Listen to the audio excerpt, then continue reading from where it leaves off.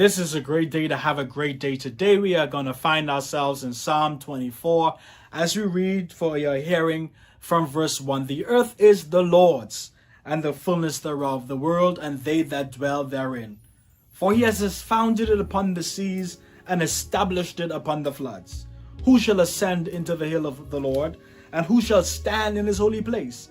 He that hath clean hands and a pure heart, who has not lifted up his soul unto vanity, nor sworn deceitfully.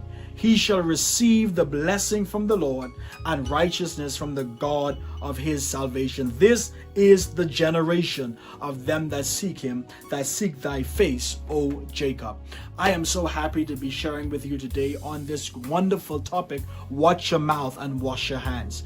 Here the psalmist David, he leads us out in this beautiful psalm as he now tells us about the key things that are required to come into the very presence of the king. We must understand that in royalty or in times of kingdom, there is a certain protocol that is established as it relates to coming into the very presence of the king.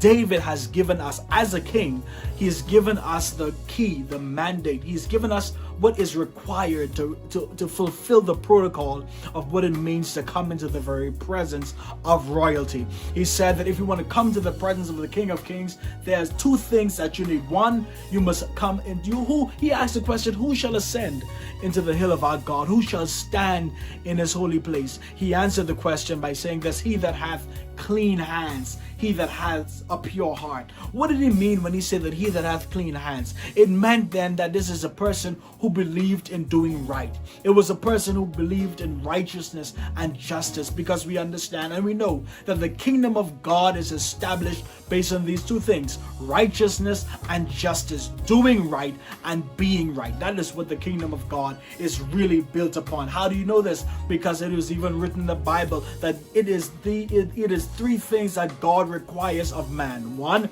it is to do justice. Two, it is to love mercy. And three, it is to walk humbly with your God. And so God says in the kingdom, there's a certain protocol that is established. And that is what the King David was telling us, that if we're going to go into ascend into God's hill, if we're going to go and actually stand in his holy place, to stand in this context, it actually means, what does it mean to fit the criteria? What does it mean to fit the requirement of coming to the very presence of God? He said you must do right by people around you. You must be able to do right and lift up the downtrodden, help those who can't help themselves, to do unto others as you would have them do unto you, not as they've done unto you, but as you would want them to do you. That is how you do them. God says if you're going to come and actually stand and wait in my presence, he said, beyond your mouth and beyond your lips, I'm expecting you to treat people right.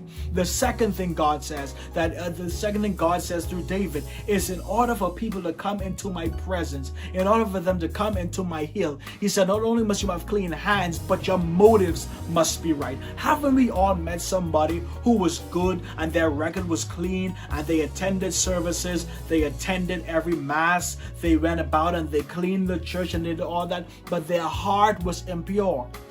God said, it's good to have a clean record. It's good to do justice. It's good to love mercy. But God said on the flip side, you must ensure that your heart is right. How does this tie into what we are saying? Because the Bible is still true that out of the abundance of the heart, guess what? The mouth speaks. What does that mean? That if you're gonna wash your hands and be clean with your hands, then you're gonna watch your mouth. And only what comes out of your mouth is the direct correlation of what comes out of your heart. And so as we continue to progress and to pursue God in this hour, there are two things that God has required of us. One, it is to be pure in our relations with other people. And two, is to be pure in our own motives. It's not good enough to open our mouths and have a good sound but not have a pure heart.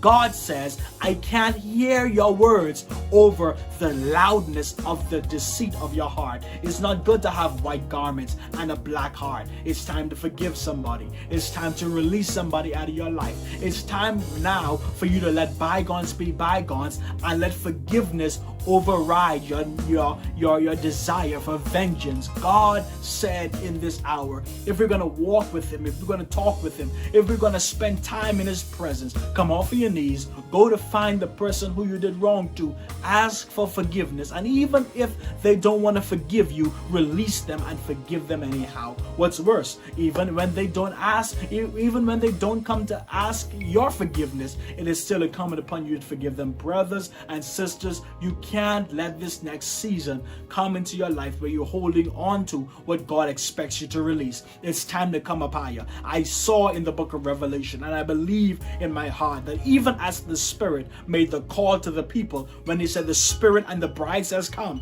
God is calling us to come up just a little bit higher. Don't let 2020 walk out of here and you not get everything that God has for you. This is the time that God is calling Zion to come up to a higher place of praise. And don't allow the burdens of a dirty heart and the burden of a unclean hand cause you to stay at the foot of the mountain. There is more up higher. There is a higher place of praise that God is calling us to, and I invite you to join me as we go up higher. May God bless you. May he make his face to shine upon you. May the Lord be gracious unto you. May he lift up the light of his countenance upon you. May the Lord grant you his peace. Why? Because God is calling us to a higher place. I'll see you at the top. May God bless you.